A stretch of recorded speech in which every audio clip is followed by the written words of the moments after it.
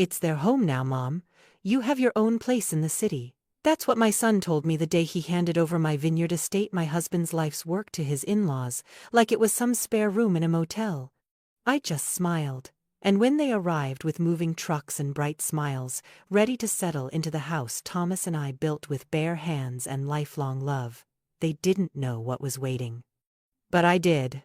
Oh, I did. Before I tell you everything, let me pause and thank each and every one of you lovely souls watching Granny's Voice today. Your love, your comments, your presence, it means more than I can say. If you're enjoying these stories from my life, please subscribe and tap that little bell so you never miss a tale. I read every comment. So tell me, what city are you listening from today? Today's special shout-out goes to Sweet Lena from Kansas City. Your kind words warmed this old heart. Now, let me take you back. I've lived a long life, 74 years, to be exact. And if there's one thing I've learned, it's that silence can be the loudest sound in the room. People expect tears. They expect shouting, door slamming, name-calling. But what they don't expect is stillness. A gentle smile. A nod that says, "You go ahead." That's what I gave them. Because I knew something they didn't. You see, the vineyard wasn't just land. It wasn't just the rolling hills or the little guest house tucked under the olive trees. It was our dream. Mine. And Thomas's. 48 years ago, just after he retired from the Air Force, we came to Napa with nothing but a dusty pickup truck and a notebook full of ideas. The land we bought was dry, overgrown, and full of rattlesnakes. No one saw value in it back then, but we did. Oh, how we did. Thomas said, "Helen, one day we're going to sit on that hill, glass of wine in hand, and watch our grandchildren run between the rows." And we did. We absolutely did. He planted the vines himself, row after row after row, every evening after working construction during the day.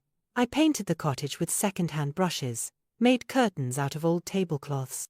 We built that life with our own 2 hands. No architects, no landscapers, just love, and every single inch of that land holds a memory. The old oak by the gate where Thomas carved our initials. The cellar door he insisted should creak, because it adds character. The swing set that Gregory learned to pump his legs on when he was 5, so when my son told me it wasn't mine anymore, I didn't cry. But I'll tell you what I did do, and I promise you won't see it coming. After Thomas passed away 10 years ago, the vineyard became my sanctuary. People often ask me why I didn't sell it, why I didn't just downsize or move to a retirement village. But that vineyard wasn't just land, it was where I still felt closest to my husband.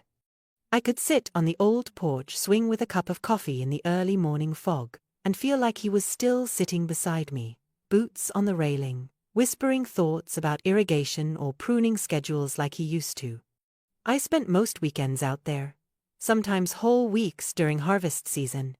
I loved getting my hands dirty, pulling weeds, tending to the grapes, listening to the birds, talking to Thomas.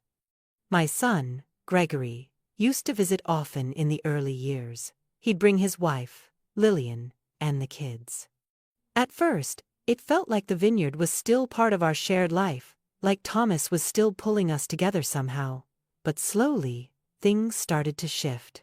Gregory's visits became less frequent. The phone calls grew shorter. And when they did come, Lillian always seemed uncomfortable. She'd wrinkle her nose at the vintage furniture, scoff at the country kitchen, ask if we'd ever thought about modernizing the place. "I saw a feature in architectural living," she said once, walking through the living room with a forced smile. "Imagine what you could do with this layout if you just tore down that wall." She never looked me in the eye when she said things like that. At first, I thought it was just generational difference, or city life dulling their appreciation for quiet. I told myself it was nothing.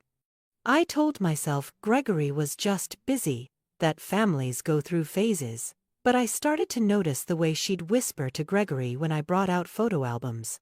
The way she never helped clear the table, and the way the children called me Helen instead of Grandma. Still, I loved them. I made excuses. I clung to the hope that they still loved this place, even if they didn't say it out loud. But then came the dinner invitation. Gregory called me out of the blue and said, "Mom, let's have dinner next Thursday, just you and me. Lillian will be home with the kids."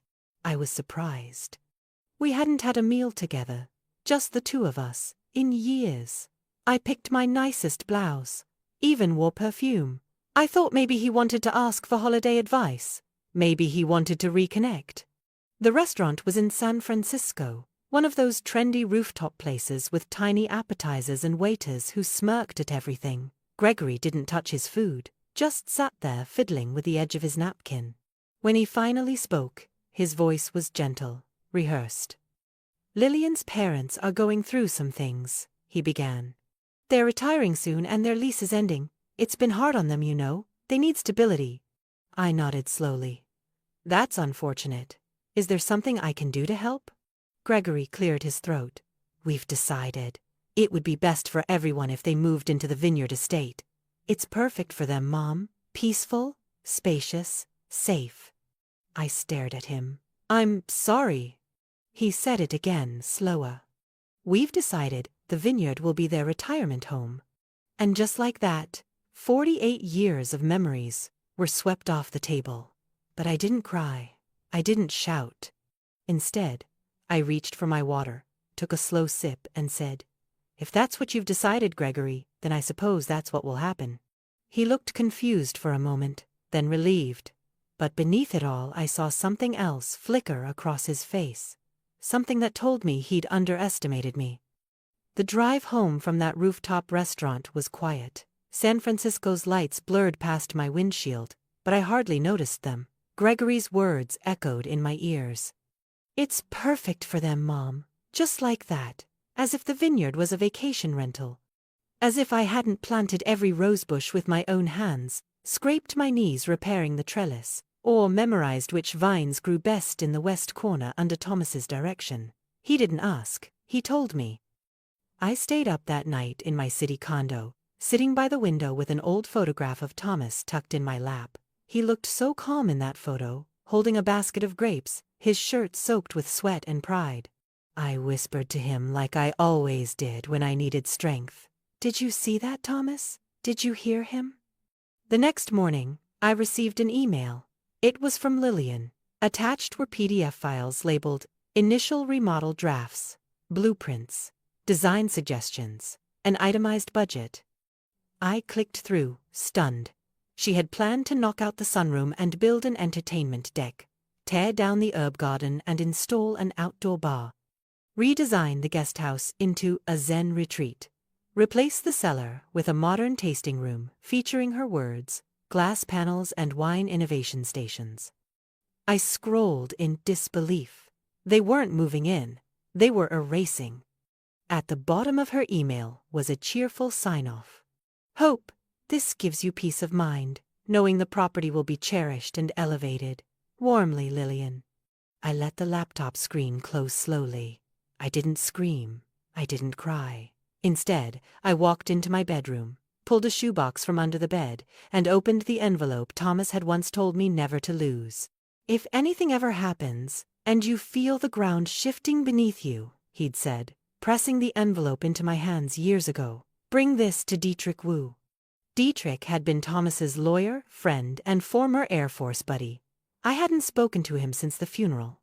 But something about that envelope, I knew it mattered. I called his office the next morning. "Mrs. Barrett?" his assistant said. "Mr. Wu is available in person. He said you could come by today." An hour later, I sat across from a large oak desk, the envelope resting between us. Mr. Wu looked older, thinner, but his eyes were sharp as ever. "What brings you in, Helen?" he asked, concern behind every word. I slid the envelope across the desk. "Thomas told me to bring this to you. It's happening, Dietrich. Gregory thinks he can give the Vineyard to Lillian's parents." He frowned, opened the seal, and pulled out a set of documents. As he read, his brows lifted slowly. Then he leaned back, and I saw it, the flicker of a smile. "Mrs. Barrett," he said carefully, tapping a page, "it appears your husband knew exactly what might happen. And just like that, the tide turned. Mr. Wu turned the final page and nodded slowly. Thomas was a careful man, he said, adjusting his glasses. He didn't just build a vineyard, he built protection. I leaned forward, heart pounding. What kind of protection? He reached into his file cabinet and pulled out a separate folder. This estate was originally held jointly by both of you, yes. But 5 years before Thomas passed, he quietly transferred full ownership into a revocable trust, with a clause that activates only under one specific condition. What condition? Mr. Wu smiled faintly. If anyone outside the Barrett bloodline attempts to claim residency or ownership of the Vineyard estate without your signed consent, the trust activates an automatic freeze. Control reverts solely to you, as the surviving trustee. I blinked. So, Gregory can't give the house away? Number? Not legally. Not even temporarily. Not without your signature and a formal court approval. And that's not all. He flipped another page and slid it toward me. Thomas allocated a separate reserve account within the trust. Maintenance funds, legal fees, emergency expenses. It has grown over time with compound interest. I stared at the figure at the bottom of the page. $62,416. Mr. Wu nodded. Tax-free, yours. To use as needed to preserve, secure, or repair the estate. I sat back, stunned. My throat tightened with a swell of emotion I hadn't felt in years. It was like Thomas was still here, reaching across time to protect what we built. Not just the land but me, Mr. Wu leaned forward, voice firm but kind.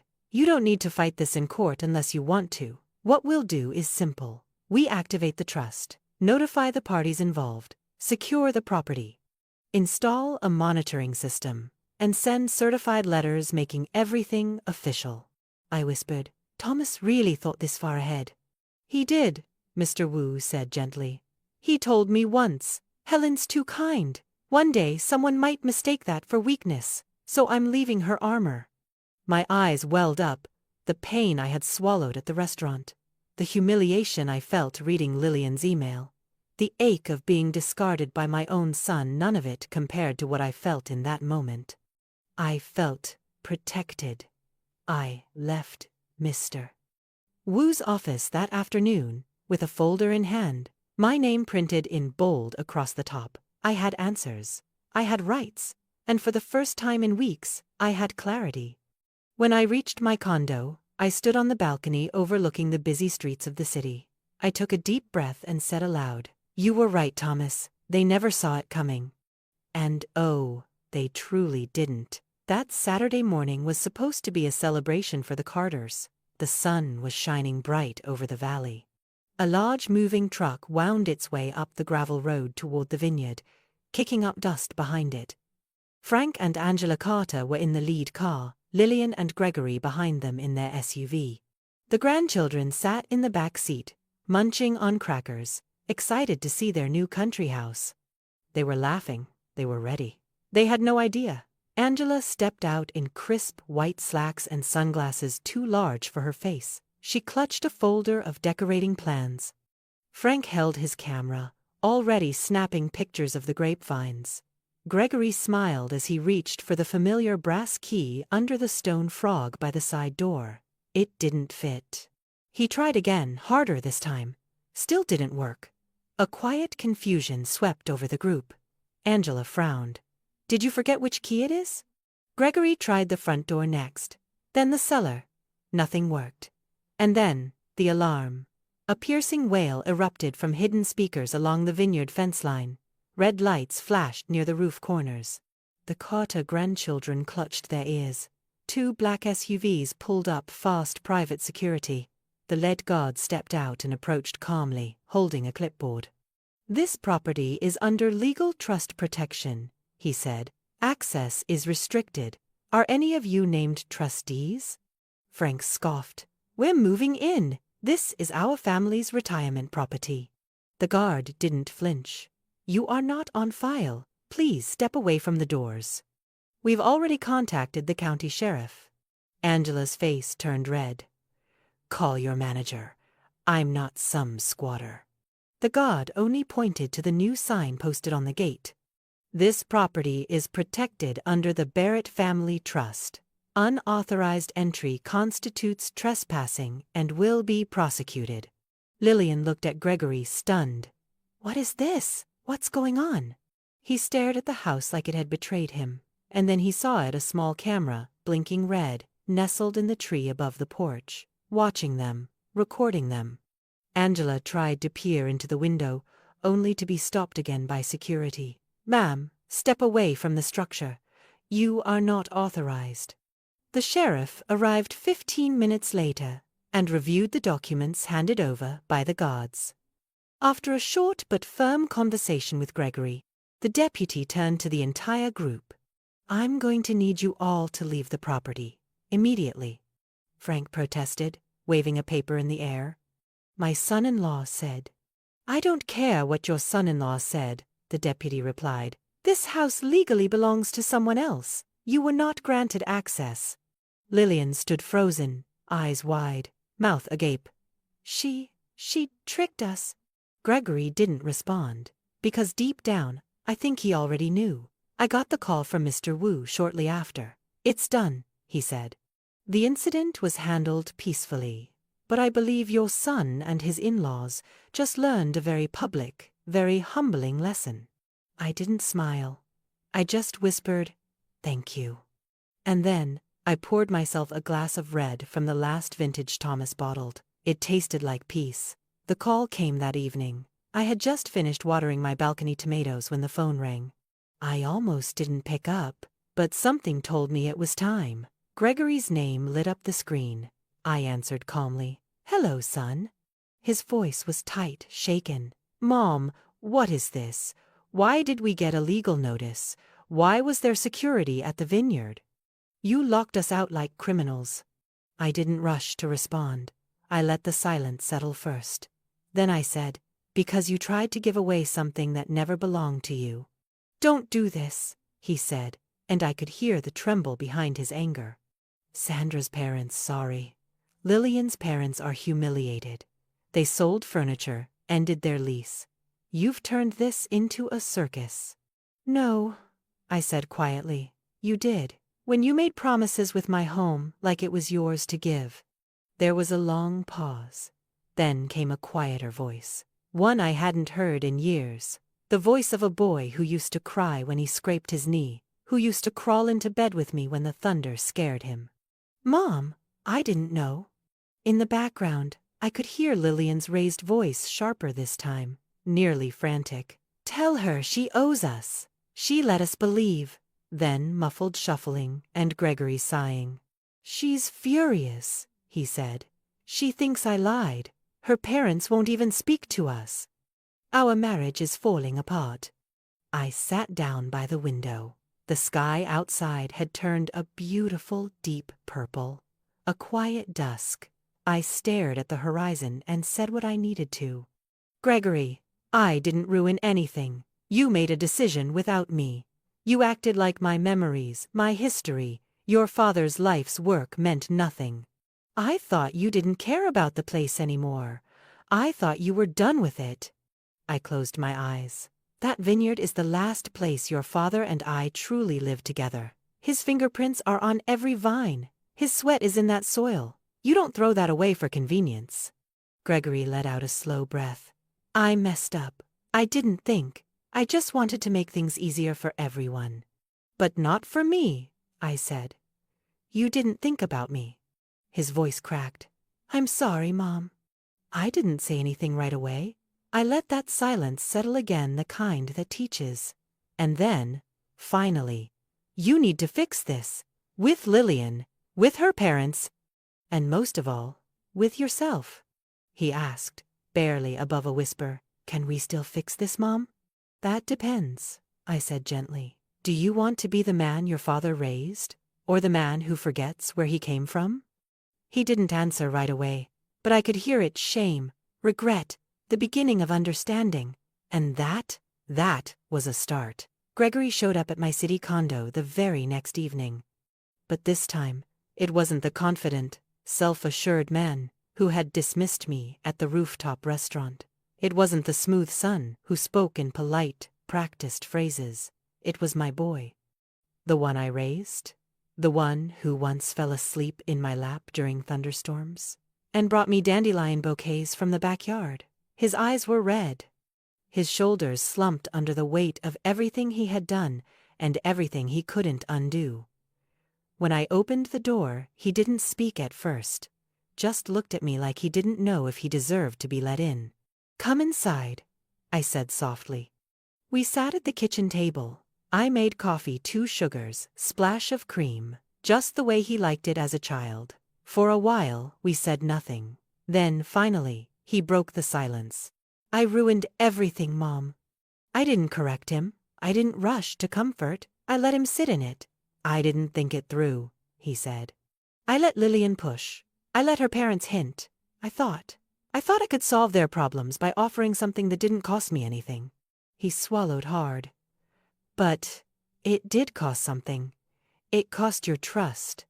I looked at him, really looked, and for the first time in a long time, I saw him not as a man making decisions but as a son who had lost his way. "You forgot who planted the first vine, Gregory," I said gently. "You forgot what that place means, not just to me, to your father, to us." He nodded. "I didn't just forget. I ignored it. I wanted to be the good husband, the solution guy. I thought you'd just quietly accept it, like always." I raised an eyebrow. "Like always?" He flushed. "I mean, you're kind. You've always let people take what they want from you. I guess I counted on that." There it was, the truth, ugly and raw. I didn't flinch. Instead, I said, "Being kind doesn't mean being weak. Your father understood that. That's why he put the trust in place. Because he knew someday someone might mistake my silence for surrender." He wiped his eyes. "I want to fix this, Mom, but I don't know where to start." "You start with your wife," I said. "You sit down and have an honest conversation. Tell her this isn't about sides. It's about respect, mutual respect. And if she can't see that, then maybe you both have some things to figure out." Gregory nodded slowly. "And her parents?" I sighed. "I don't hate them. I'm sorry they were misled, but I will not apologize for protecting my home." He looked up. Would you consider helping them in some other way?" I thought for a moment, then said, "Help me find a solution that honors everyone. But the vineyard stays in the family. That part is non-negotiable." 1 week later, we hosted dinner at the vineyard. Not a celebration, not an apology party, just dinner, simple, quiet, honest. I had the table set on the back patio beneath the grapevines. The sun was beginning to dip behind the hills, casting a golden light across the porch. Swing Thomas built with his own hands. Gregory arrived first, carrying folding chairs and nervous energy. Lillian followed, unsure, eyes scanning every inch of the home she once thought would be hers to redesign. And behind them came Frank and Angela. They looked tired, worn down. But to their credit, they came with open hands, not entitlement. "Thank you for inviting us," Angela said, her voice smaller than I remembered. "We didn't realize the history here." I nodded and gestured toward the table. "That's why I asked you here, to see it, to feel it. Not just hear about it in emails and plans." Over dinner, I told stories. I showed them the stone where Thomas carved our initials in 1979. I walked them through the cellar and pointed out the barrel where our first vintage was stored. Angela's expression softened with every step. Even Lillian, who had been quiet all evening, asked questions. Real questions. Not about renovations, but about memories. By dessert, we were laughing. Genuinely laughing. Gregory stood and raised his glass. "To my father, who somehow knew what we needed before we ever did, and to my mother, who reminds me what grace really looks like." I smiled, but said nothing. The following week, with Gregory's help, we found a cozy 2-bedroom cottage for Frank and Angela, just 20 minutes away. Not as grand, not as sweeping, but warm, charming, and completely theirs. The trust fund Thomas left not only paid for upgrades to the vineyard, but also covered a portion of the Carters' moving costs. It was the right compromise, one born from understanding, not obligation. A month later, Gregory and Lillian created a trust of their own. They told me they wanted to protect what mattered for their children, and for the future. Angela and I now exchange recipes. She even helps me tend the rose bushes on Sundays. Frank comes by sometimes with tools, offering to help fix a squeaky gate or a loose shutter. And every time the grandchildren run through the vines laughing, chasing each other the way Gregory once did, I feel Thomas beside me. One afternoon, Gregory handed me a gift. It was a leather-bound photo book titled, "The House That Love Built." Inside were old pictures: Thomas in his work boots, Gregory on the swing, me painting the kitchen walls. At the very back was a letter, written in Gregory's handwriting. "Dad, I see it now. I understand what you were trying to protect. I'm sorry I forgot. But thanks to Mom and your wisdom, I found my way back. I promise to carry your legacy with honor. I won't forget again." As I read it, tears slid down my cheeks. Not from grief, but from peace. Because we had made it. Not through anger, not through revenge, but through grace, protection, and one man's quiet foresight. Today, the vineyard thrives. Not just the vines, but the family. Our family, stronger than ever, rooted in truth. Blooming with forgiveness. If you're listening to this, dear hearts, and your family is going through its own storms, hold on. Protect what matters. Speak when it's time. But don't be afraid to let silence do the work. Sometimes, the softest voice carries the deepest strength. Sometimes, legacy isn't about what you leave behind. It's about what you teach the living to protect. Thank you for spending this time with me. And thank you, Thomas, for everything. Now, my dear ones, don't forget to subscribe to Granny's Voice. We have many more stories to share of love, struggle, and the quiet triumph of doing what's right. And if this story touched you, please tell me in the comments where you're listening from. I'll be here, watching the vines grow, always.